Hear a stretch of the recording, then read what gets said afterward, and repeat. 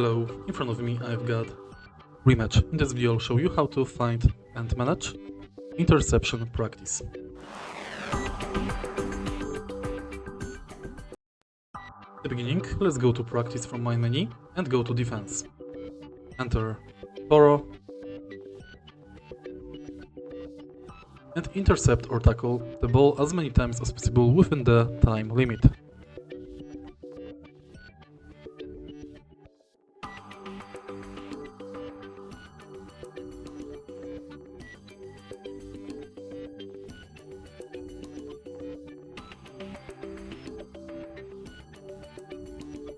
To intercept, press square button. To tackle, press L1 plus circle.